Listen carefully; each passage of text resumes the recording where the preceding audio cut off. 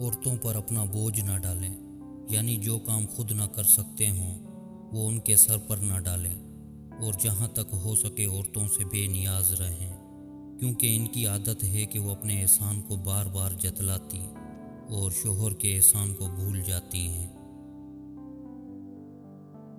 اگر کچھ مانگنا ہو تو ایسے شخص سے مانگیں جو دے کر بھول جاتا ہے، اور اگر کسی کے ساتھ احسان کرنا ہو تو ایسے شخص کے ساتھ کریں جو اس کو یاد کرتا اور دہراتا ہو۔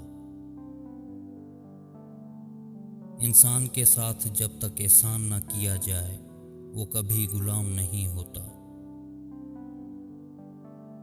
جو شخص اللہ تعالیٰ پر ایمان لاتا ہے تو اس کی حفاظت اور پناہ میں آ جاتا ہے، اور جو اس پر بھروسہ رکھتا ہے وہ اپنے سب کام اس کے سپرد کر دیتا ہے۔ اگر کسی بات میں آگے بڑھنا چاہتے ہیں تو اللہ تعالیٰ کی حدیں قائم کریں اور امر بالمعروف میں آگے بڑھیں۔ دنیا میں اپنی لذتوں کو پورا کرنے اور اپنا غصہ نکالنے کی کوشش نہ کریں، اور ان کو اپنا اعلیٰ مقصد نہ بنائیں، بلکہ حق کو زندہ کرنے اور باطل کو مٹانے کی کوشش کریں۔ بے شک ہر انسان اپنی امیدوں کی طرف جھانکتا رہتا ہے، مگر موت کی آمد اس کی تمام امنگوں کو ختم کر دیتی ہے۔ جب انسان اپنی موت کا خیال رکھتا ہے تو اس کی امیدیں چھوٹی ہو جاتی ہیں۔ جس شخص کی امیدیں چھوٹی ہوتی ہیں اس کے عمل درست ہوتے ہیں، جس کی امیدیں لمبی ہوتی ہیں اس کے عمل خراب اور ناکارہ ہوتے ہیں۔ جو شخص اس بات کی خواہش کرتا ہو کہ وہ بغیر دولت کے دولت مند، بغیر حکومت و امارات کے صاحب عزت، بغیر کنبے کے صاحب جماعت ہو جائے تو اسے چاہیے کہ وہ اللہ تعالیٰ کی نافرمانی سے نکل کر اس کی اطاعت میں آ جائے، تو یہ سب چیزیں اس کو میسر ہوں گی۔ عورتوں کی اطاعت احمقوں کی خصلت اور بزرگی کو عیب لگانا ہے۔ جو شخص اللہ تعالیٰ کو رات کو پکارتا ہے اللہ تعالیٰ اسے غنی کر دیتا ہے، اور جو شخص اس کی اطاعت اختیار کرتا ہے وہ اسے برگزیدہ بنا لیتا ہے۔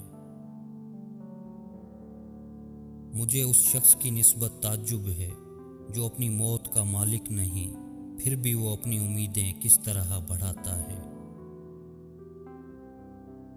لمبی امیدوں کے دھوکے سے بچیں، کیونکہ اس کی آس رکھنے والے اسے نہیں پاتے، اور کئی مکان بنانے والے اس میں آباد نہیں ہوتے۔ لمبی امیدوں کا آسرا رکھنے سے پرہیز کریں، کیونکہ یہ بے وقوفوں کی خصلت ہے۔ نارنگی کو کھانا کھانے سے پہلے اور اس کے بعد بھی کھانا چاہیے، یہ آپ صلی اللہ علیہ وسلم کی آل کا دستور تھا۔ آپ صلی اللہ علیہ وسلم کی آل کی محبت کو لازم پکڑو، کیونکہ یہ تم پر لازم اور ضروری ہے، اور اللہ تعالیٰ کے حضور تمہارے محبوب ہونے کا وسیلہ بھی ہے۔ اگر کسی سے ملاقات و زیارت کریں تو اللہ کی خوشنودی کے لیے کریں، اگر کسی کی مجلس میں بیٹھیں تو اس کی رضامندی کے لیے، اگر کسی کو کچھ عطا کریں تو اس کی رضا جوئی کی خاطر، اور اگر کسی سے کوئی چیز روک کر رکھیں تو اس کی خوشی کے لیے، مطلب کہ جو کچھ کریں وہ اللہ تعالیٰ کی رضا کے لیے کریں۔ ہر ایک نیک کام جس میں اللہ تعالیٰ کی رضامندی مقصود نہ ہو وہ ریاکاری اور اس کا پھل گرفتاری ہے۔ ایسے کاموں سے باز رہیں جو تمہارے رب کو ناخوش اور لوگوں میں نفرت کا سبب ہوں، کیونکہ جو شخص اپنے رب کو ناخوش کرتا ہے وہ گویا اپنے ہاتھوں اپنی موت اختیار کرتا ہے، اور جو لوگوں سے نفرت کرتا ہے وہ شرافت سے بیزار ہو جاتا ہے۔ اس شخص سے زیادہ کون نقصان میں ہے جو اللہ کی رضا و محبت بیچ کر دوسروں کی رضا مندی و محبت حاصل کرتا ہے، اور اس شخص سے کون زیادہ ناکام ہو سکتا ہے جو یقین کو چھوڑ کر شک و حیرت میں مبتلا رہتا ہے۔ جھوٹی تمناؤں پہ بھروسہ کرنے سے بچے رہیں، تمنائیں بے وقوفوں کا سرمایہ ہے۔ جو شخص حق بات کہنے میں شرم محسوس کرتا ہے وہ بہت بڑا احمق ہے، اور جو شخص حق کو قائم رکھنے کے لیے کوشش کرتا ہے اللہ تعالیٰ اسے نیک عمل کی توفیق عطا کر دیتا ہے۔ لمبی آرزوئیں بے وقوفوں کا سرمایہ اور دراز امیدیں احمقوں کا بہلاوا ہیں۔ جو باتیں سننے میں آئیں ان باتوں کو لوگوں کے درمیان بیان نہیں کرنا چاہیے، اور یہ نہایت بے وقوفی اور حماقت ہے۔ ہر ایک چیز کا ایک بیج ہے، اور عداوت کا بیج بےہودہ مذاق اور دل لگی ہے۔ سب سے بڑی مصیبت اور بھاری بھرکم بدبختی یہ ہے کہ انسان دنیا کا عاشق بن جائے۔ آنکھوں سے دیکھنے پر یہ ضروری نہیں کہ محسوس ہونے والی چیز پوری طرح معلوم ہو جائے، کئی دفعہ آنکھوں سے دیکھنے میں غلطی بھی ہو جاتی ہے۔